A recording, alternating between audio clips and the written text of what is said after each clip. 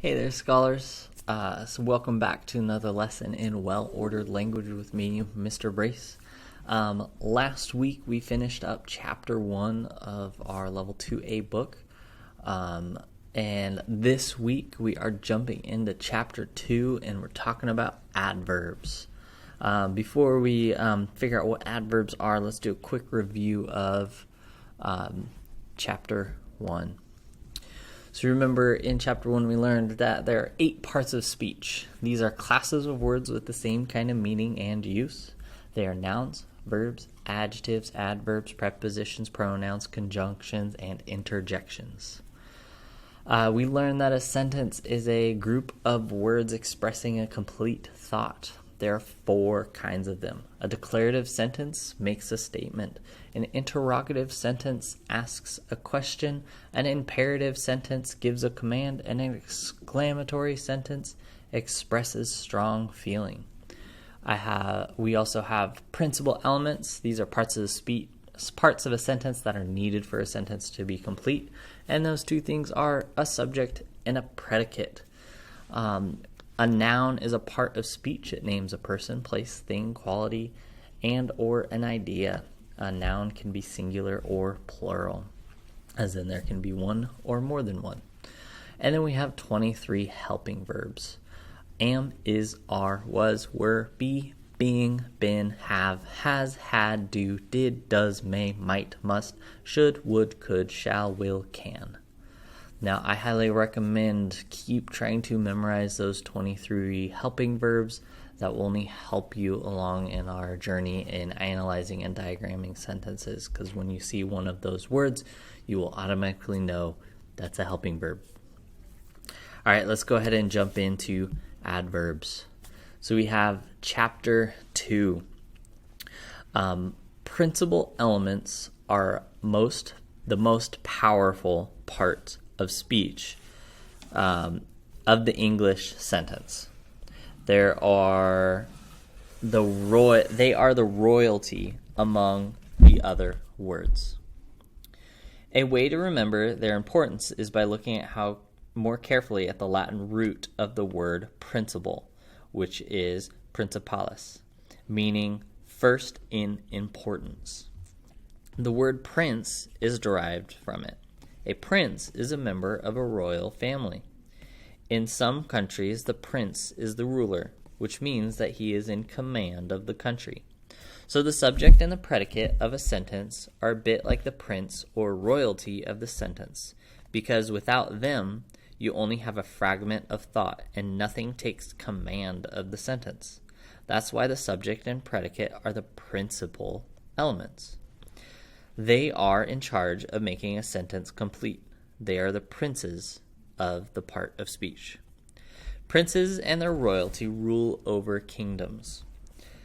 Though a kingdom may be small, every ruler must have vassals, people over whom they rule. For instance, the Knights of the Round Table were the vassals to King Arthur. Guinevere, legendary king and queen of the ancient British people. The knights served loyally under their rulers. They were the subordinates of the king and queen, which means they were under the rule or command of the king and queen. A sentence is a little bit like a kingdom. You have the principal elements, the princes or royalty of the sentence, which takes command and completes the sentence. And you have the subordinate elements, which are under the command of the principal elements. Once you find the 2 principal elements in a sentence, the subject and the predicate, you can identify all the remaining words as subordinate elements. In a sentence, the job of a subordinate element is to be in a lesser position than the principal elements, much like a vassal serving their prince. Subordinate elements can be words, phrases, or clauses that modify nouns or verbs. In this chapter, the subordinate elements we will learn about are adverbs. In the next chapter, we will cover adjectives. Later, we will study adverbial and adjectival phrases and clauses. So, what we're talking about today, an adverb is a subordinate element that modifies verbs, adjectives, or other adverbs. When an adverb modifies verbs, as they commonly do, they tell how, when, or where the action takes place in a sentence. In this way, an adverb is subordinate to the principal element it modifies. An adverb is a word that is added to a verb answering the question how, when, or where. Think of a simple sentence about a canary named Tweet. Tweet chirps. The sentence is only a subject and a predicate verb. But if you add an adverb, you help the reader understand how the subject is doing something. Tweet chirps loudly, or Tweet chirps softly, or even Tweet chirps obnoxiously. Adverbs change or modify the meaning of the verb. They help the reader picture how the action is taking place. They can also tell when and where of the action. Tweet chirps nightly. Tweet chirps anywhere. It grows the picture in your mind. So if you have not already, I want you to, in your book, underline what an adverb is. An adverb, let me make sure that I'm in my underlying. An adverb is a subordinate element that modifies verbs, adjectives, or other adverbs. It tells us how, when, or where. So underline those parts in your book.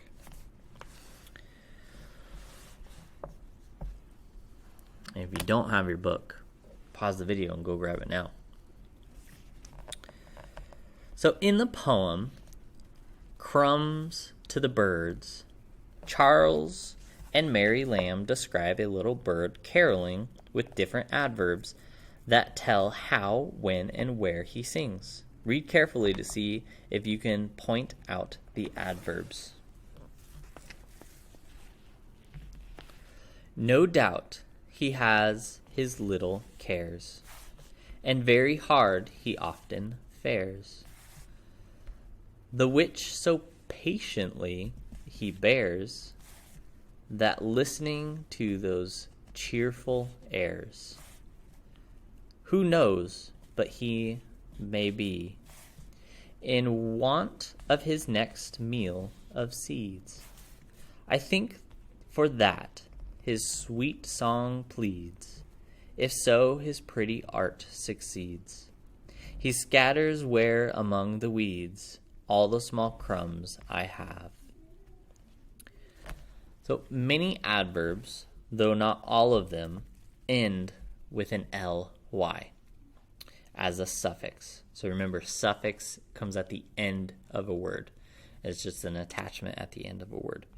So usually an adverb ends with an ly, or letters added to the end of a word. Ly transforms a word into an adverb. Did you notice how the poets use the adverb patiently to tell the reader how the bird bears his cares? In addition, they use the adverb often to tell when the bird fares. In other words, gets along. They also use the adverb there to tell where he scattered the crumbs among the weeds. So I want us to make sure to underline that. So many adverbs, although not all of them, end with the letters ly as a suffix. So it transforms the word. Now remember, not all of them It's not a rule for all, but a lot of times if you see a word that ends with ly, it's most likely an adverb. Adverbs usually modify verbs, such as hard modifies the verb fares in telling how the bird fares. However, adverbs can also modify other adverbs, such as the line, and very hard he often fares. How hard? Very hard. When the poet tells us that the bird bears his little cares so patiently, the adverb patiently modifies bears, but patiently itself is modified by another adverb, so. How patiently? So patiently. Adverbs can tell how the verb is behaving even if it is in the negative. If the poet had written, I will not scatter crumbs, they will have to use the adverb not to modify the verb scatter. How will I scatter? I will not scatter. The adverb not is used to negate the action of the verb scatter. Never is another verb that negates or cancels out the action of the verb and answers the question how, as in, I will never scatter crumbs. They're kind of like negative adverbs. So not and never are adverbs. They're just kind of negative ones, where it's saying I'm doing the opposite of whatever verb it's modifying. Or it cancels out. Okay, so I'm going to do a brief pause. Let's talk a little bit about punctuation before we practice analyzing. So this is a great skill to learn how to do, especially right now. Learning how to put an address on something is particularly important. It is a lifelong skill that you'll need to know how to do, especially if you want to write a letter to a friend or something. You're going to need to put their address on there on a letter. So an address is usually written on 3 lines. On the first line, you put the first and last name. You capitalize the first letter of each word. On the second line, you put the street number and street name with the abbreviation for whatever street. They might live on an avenue or a road or street or a court. So there's different names for just a street. But you're going to capitalize the first letter of each word and place a period after the abbreviation. And then on the third line, you're going to put the city, the state, and the zip code. You capitalize the first letter of each word, use a comma in between the city and the state, but not between the state and the zip code. And you're going to put an abbreviated version of the state. You're going to put, because all states you can abbreviate with 2 letters, so you just put those 2 letters for whatever state it is. Don't put a comma in between the state and the zip code, because you're switching from letters to numbers, so it's an obvious switch. And most of us put the 5-digit zip code, but some places have a 9-digit zip code with a hyphen separating the last 4 digits. So for example, Alex Lexicon, 123 Word Street, new syllable, New York, 1 2 3 4 5 6 7 8 9. In our workbook pages, we're going to get some practice doing that, where you're going to write your address, and I'll show you how to write one as well, of a made-up character.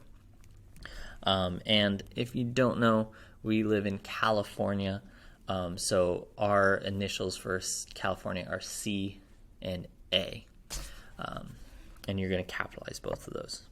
Okay, so let's jump back in. So we went over our definitions of principal elements, nouns, verbs, and helping verbs, and then we're learning about adverbs. So we'll pull up and hopefully practice the adverb song later on, or over Google Classroom or through Zoom meetings. So let's jump in and practice analyzing and diagramming a sentence. So as you analyze sentences, you need to remember the definition of a sentence, the 4 kinds of sentences, and the principal elements of a sentence. Now, we add the next step for breaking a sentence into its parts, identifying in order all the modifiers beginning at the end of the sentence and moving from right to left. The modifiers in this chapter's lessons are all adverbs. So we're going to introduce more modifiers, but right now we're just focusing on adverbs. And you go from right to left.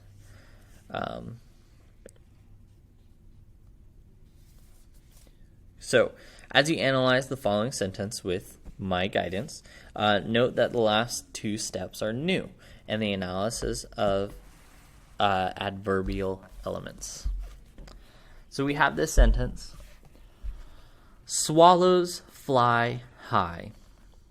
This is a sentence because it is a group of words that expresses a complete thought. It is a declarative sentence because it makes a statement. This sentence is about swallows. So swallows is the subject because it's what the sentence is about.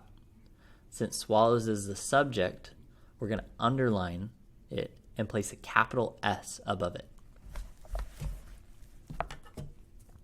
as shown up here. This sentence tells us that swallows fly. So fly is the predicate because it is what the sentence tells us about swallows. So since fly tells us something about swallows, we're going to double underline the predicate and we're going to place a capital P above it. It is a predicate verb because it shows action. There's no linking verb because predicate verbs do not need linking verbs. Since fly shows action, place a capital V to the right of the capital P, as shown right here. These are the principal elements because they are what is needed for the sentence to be complete. Now moving right to left from the end of the sentence to the beginning, high tells us how swallows fly. To mark adverbs, carefully draw a straight line down from the adverb, then a horizontal line towards the word that it modifies, then a straight line with an arrow pointing to the word it modifies. So from here, draw a straight line down, straight across, up, add that arrow. So high is an adverbial element because it modifies a verb. It is an adverb. So I'm going to write ADV in lowercase letters in the elbow opposite the line with the arrow. It's a little hard to tell right here. So when we practice, I'll show you a little bit closer what it means by the elbow. So once the sentence is analyzed and marked, then you diagram it using the following steps. Draw a horizontal baseline. Write the subject on the left-hand side of the baseline. Draw a vertical line that penetrates or crosses through the baseline.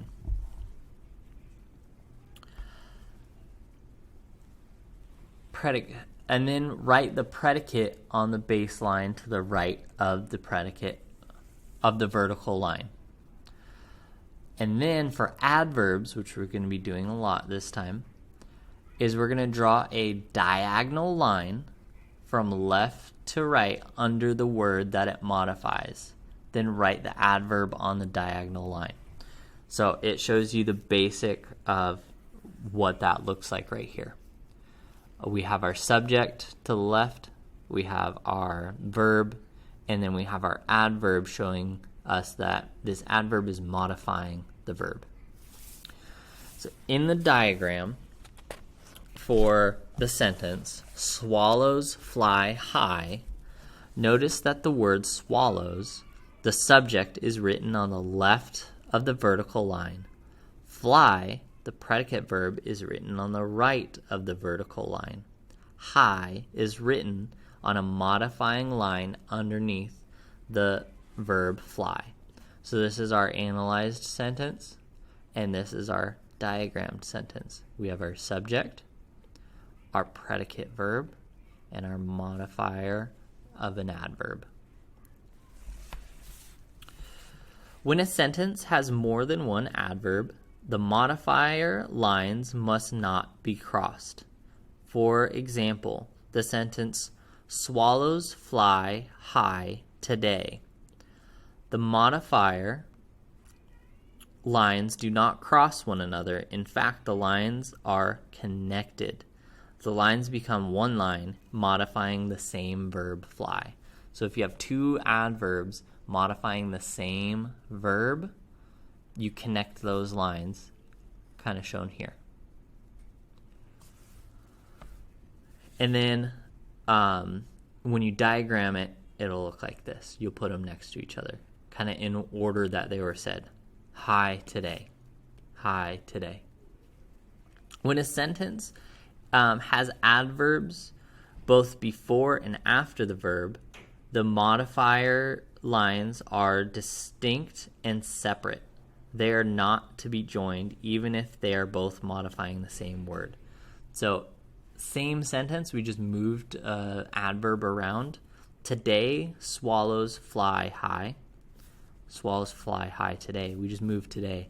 But since it's in the beginning, we're just going to draw a whole new line for the adverb. And this kind of clearly shows the putting it in the elbow opposite of the verb it modifies from earlier. So swallows fly, and then this is where it gets tricky. We need to put these in order that they show up in the sentence. So today high in order. And notice that that T is capitalized, showing that this is the beginning of the sentence. When a sentence has an adverb modifying another verb in the sentence, the modifier lines must not be crossed. For example, in the sentence, swallows fly very high, the modifier line from the very to high is separate from the other modifier line. The modifier line from high is beneath the other modifier line and points to the verb fly. So in this sentence, very is modifying high. And it looks like the printing error. S should be over here and predicate verb should be above fly. So very is modifying high. How high? Very. So we put our modifier line. Then high is modifying fly. So that is going to go to fly. So we'll get lots of practice with this. Now when you diagram the sentence, you diagram it a little bit different. So swallow, fly. High is modifying fly, but then very is modifying high. So I need to make that connection line. A lot of times if you go straight down, so if I was going to do this again, sometimes you'll see this, that also works. Instead of making that sharp turn, instead of doing this, like our example shows, sometimes you'll see it like that, and that's okay too. Okay. That was a lot to go over. Let's practice. All right, I have this sentence. Geese are flying away. This is a sentence because it is a group of words that expresses a complete thought. It is a declarative sentence because it's making a statement. This sentence is about geese. So I'm going to underline geese and put a capital S.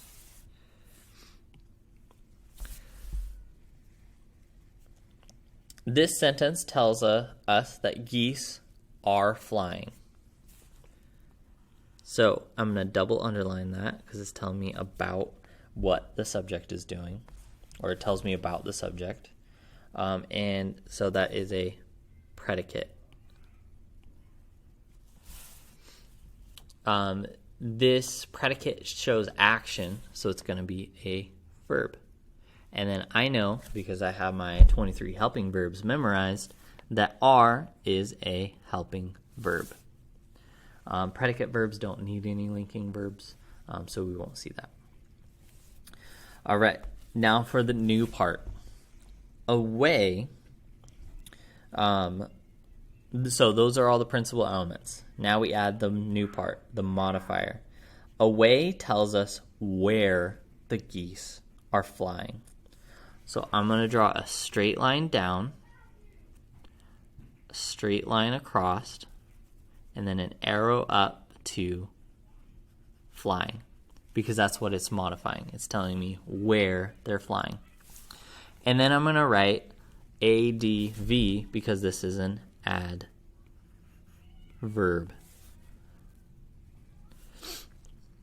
And then quick look ahead is we're going to do something similar when we come across adjectives. The process is pretty similar to this. All right, so away is an adverbial element because it modifies a verb. It is an adverb. So I wrote the lowercase adv in those. And see how I wrote it in the elbow opposite of the arrow side? So I want to always aim to put it in the corner here opposite of this arrow. Okay, let's go ahead and diagram this sentence. So first things first is I need to draw my baseline. Then I write my subject, geese, draw my vertical line that crosses through, and then I put my predicate, my verbs, are flying. Now I add my modifier.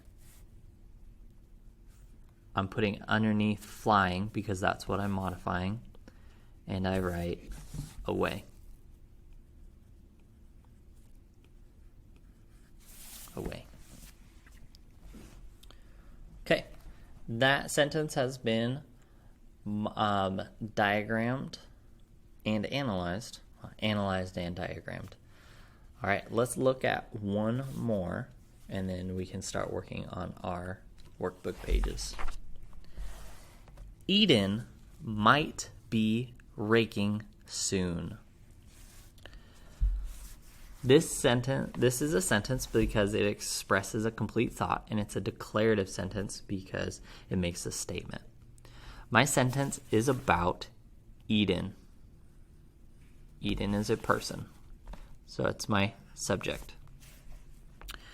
In this sentence, it tells us that about the subject, our predicate, might be raking. So I'm going to double underline that. Now, raking is what she will be doing. So I'm going to put my predicate, and that shows action. So it's going to be a predicate verb. Okay.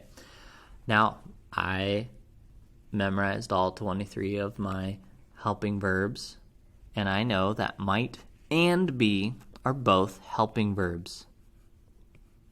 Helping verb, helping verb. Yes, that's right. You can have more than one helping verb in a sentence. Okay, I have my principal elements taken care of. I have what my sentence is about and what is happening to my subject. Now I go through and do my modifiers. In my sentence, I go from right to left, so starting at the end of the sentence back. So I have this word soon. Oops. There we go. I have this word soon. Soon is modifying raking because it is telling me when. When will Eden rake? Soon. And it is modifying a verb, so that means it is an adverbial phrase. All right, let's go ahead and diagram this sentence. I draw my baseline first. Eden is my subject. Draw my vertical line. And then I write out my verb. Might be raking. And then I add my modifier.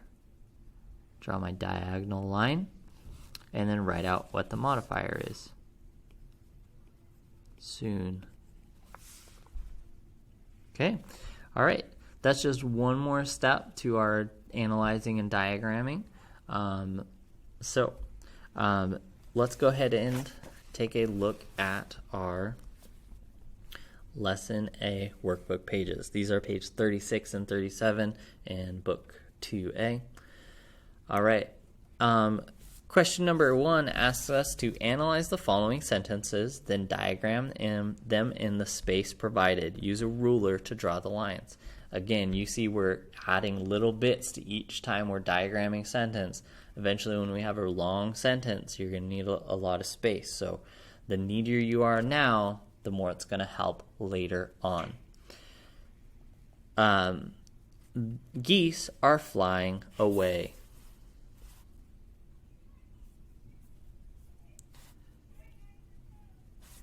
Oops. Geese are flying away. We did that one already. If you need to, pause the video.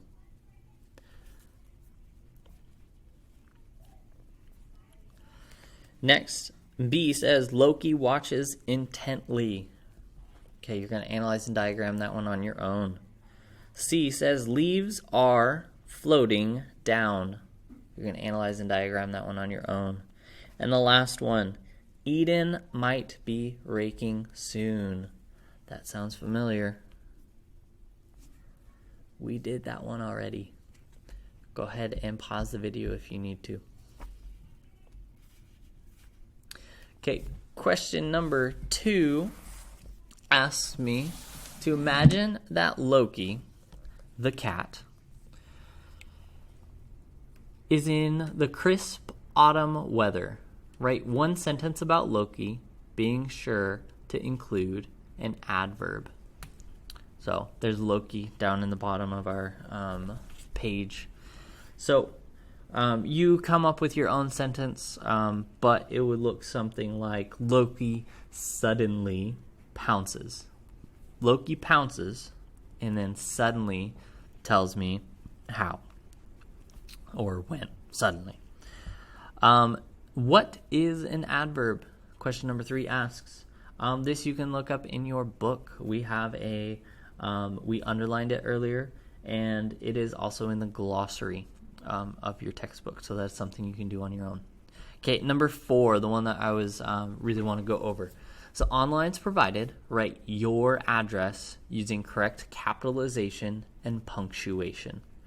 So you are going to have to write your address. So first things first is you are going to write your name, first and last, on the first line. So I'm going to use a made-up character. Han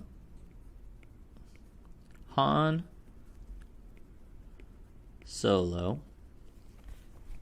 would be, see that I capitalize both the first and last name. Okay, on the second line, I am going to write the street address. So, 315 Star Wars. I'm going to use Lane. So period. Star Wars Lane. Now, you might have to find this from your grown-ups at home, but go ahead and ask them, and then you'll write out your street name. And then lastly, you're going to put the city, the state, and then the zip code. I'll use one that most of us know, or most of us kind of live in. So our school's in Roseville.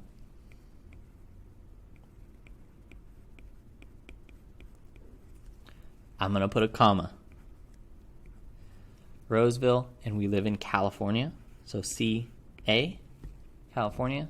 And then I'm going to put the zip code of the area that I know.